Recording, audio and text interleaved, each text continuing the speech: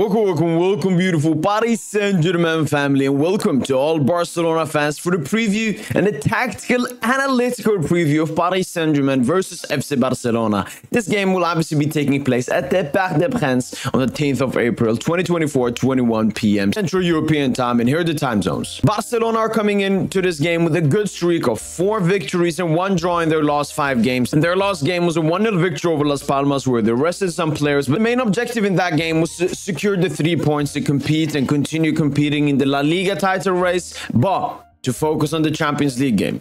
They'll be missing Gavi and Pedri for this game. Pedri is part of the squad, but I don't see Barcelona risking him in this game, and they will just wait until next game to play him. Whilst Gavi, obviously, he's totally out. He's been out for the entire rest of the season, but he's actually traveling with the squad. And here's the predicted lineup for FC Barcelona. In goal, Marc-André ter Stegen, Jules Koundé as the right back, Ronald Araujo as the centre back with Pau Cubarsí alongside him, João Cancelo as the left back, Christensen as the number 6, Frenkie de Jong as the number 8, and Ilkay Gundogan next to him, with Lamine Yamal up in attack, Rafinha and Robert Lewandowski. And here's the Barcelona lineup. Obviously, it's a really good lineup, good defense, good midfield, good attack, but you can also switch to a 3 at the back with Araujo, Cubarsí and Koundé, Cancelo drifting on the left, Yamal, Rafinha and Gundogan in the half spaces, De Jong, Christensen build up a double pivot with Lewandowski up front. And my ones to watch from this Barcelona team is Robert Lewandowski. I don't really fear anyone from this Barca team, but I know that Lewandowski, even though if Barca have a terrible game, if he just gets one good chance, it can be a half good chance, he will score it. So we need to be very focused on Robert Lewandowski in this game. Paris Saint-Germain, on the other hand, are coming in with pretty much the same exact form. 4 victories and 1 draw in their last 5 games, with a 0-0 draw against Clermont being their latest one, where they rested their entire starting lineup. And the only missing player for this game will be Prestel Kimpembe for Paris Saint-Germain, with players like Bradley Barcola, Marquinhos, Milan Skriniar, Marco Asensio all returning back from injury. And here's the predicted lineup for Paris Saint-Germain. In goal, Gianluigi Donnarumma. Right back, Marquinhos will be taking place for the suspended Achraf Hakimi alongside Lucas Beraldo and Lucas Hernandez, with Nuno Mendes as the left back, Vitinha as the 6, Warren Zaire-Emery in the midfield alongside Fabian Ruiz, and up in attack, Kangin Lee, Ousmane Dembele and Kylian Mbappe. When you look at the formation immediately, it looks a bit weird, but that's because we play weird football. Luis Enrique is not a standard Burnley 4-4-2 manager like Galtier last season. No, he plays some weird stuff. He tries always new stuff. But when we have the ball, which we will have for the majority of the game versus FC Barcelona, the lineup will actually look like this. More a 3 at the back with Marquinhos, Beraldo and Lucas at the back, Warren Vitinha holding up the pivot, Nuno and Dembele operating as wingers with Kangin Lee and Fabian Ruiz in the half spaces, and Kylian Mbappe will be roaming freely from the striker role to the left and even to the right side, which will be very interesting in today's fixture. But yeah, I mean, you said before he's gonna adapt. So yeah, if he adapts, you guys sit a bit deeper. You have this 4-man, you have like a Frenkie, Christensen double pivot, and then like a Rafinha, Yamal, Gundo. This is if you sit really deep. I don't think you will sit this deep though. So I'll take you up until the high line, like here. Like Frenkie here, Araujo, Leva up top, alone a bit, Rafinha, Cancelo, Cubarsí, and then it will be like a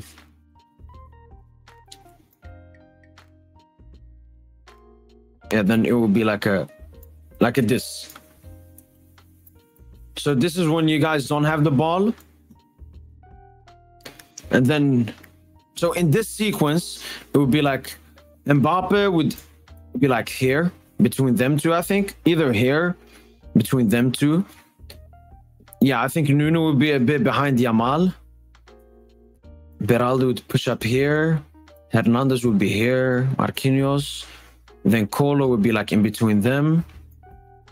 Warren could be here. Fabian would be pretty much here. Vitinha there. Barca play like this is too dangerous. It's too dangerous. Because Marquinhos... Imagine if Marquinhos puts one of those diagonal balls to Mbappe, and Mbappe goes there.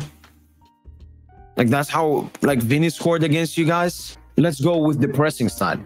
The pressing side, PSG will obviously be 4 at the back. Wait, let me remove this. So now we'll build the sequence if Barca are pressing Paris Saint-Germain. It'll be a Beraldo, Marquinhos like this. Vitinha in between. It'll be Warren, Fabian, Dembele in like these weird zones. With there, Rafinha will be on him. Mbappe here. So this is when you press us after goal. Yamal will be on Nuno. And then you guys would have like Araujo, Kunde on Mbappe here. Already on him. I think De Jong on Fabian. Leva will be like in between the two center-backs. Gundogan on Vitinha. Actually, Christensen on Warren. Dembele there. Boom. This is how it would look if you guys... Because I believe you guys would try to press us man-to-man. That's similar to how Real Sociedad did.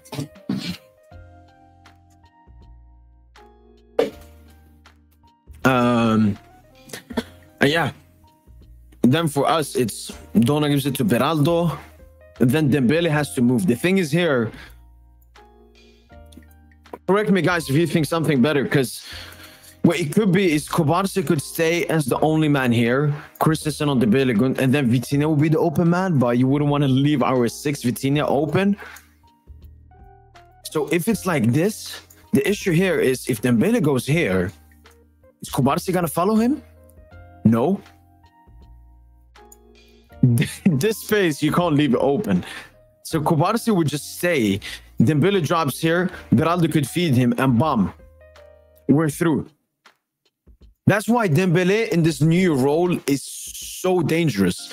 Because if you want to press him, one of your center backs has to move with him. And then you're completely open at the back.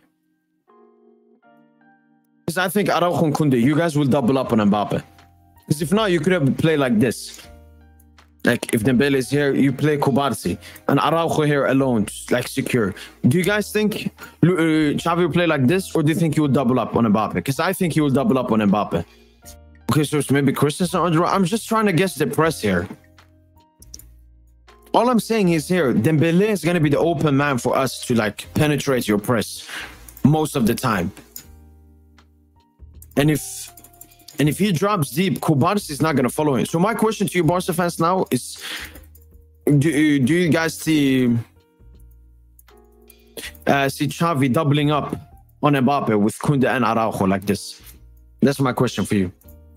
Because if you're man marking, Dembele will be the open man. Maybe you're playing a bit deeper, so you play like this. If you play a bit deeper, then it's more like this. Oh yeah, you sometimes press like this with the Gundu Leva. You could press like that in like a 4-2-4 shape or 4-4-2 shape. But that's the thing, like we have an advantage in midfield over you guys. So if we go past Gundogan and Leva, then we have 4 midfielders here with your double pivot. And Mbappe being a runner on the left, Kolo being a runner from the right, Nuno being a deep runner from the left. So Tomso, how much deeper? How much deeper would they be? Yamal or Rafinha would track? Yeah, 100%.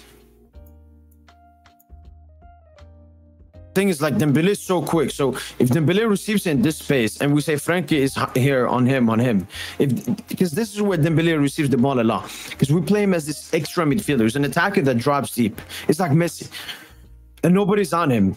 I don't think Kobarsi would follow him here, because that would open way too much gap for 2 quick players like Kolo and Mbappe to run through that pace. Maybe Yamal has to drop deep to tuck in, go with Fabian. Ooh, you could play like this. You could actually do that. That would be more dangerous to us. Is if Yamal like tucks in a bit, Rafinha tucks in a bit. Yeah, this will probably be the best defensive shape, because you gotta take Dembele out of the game.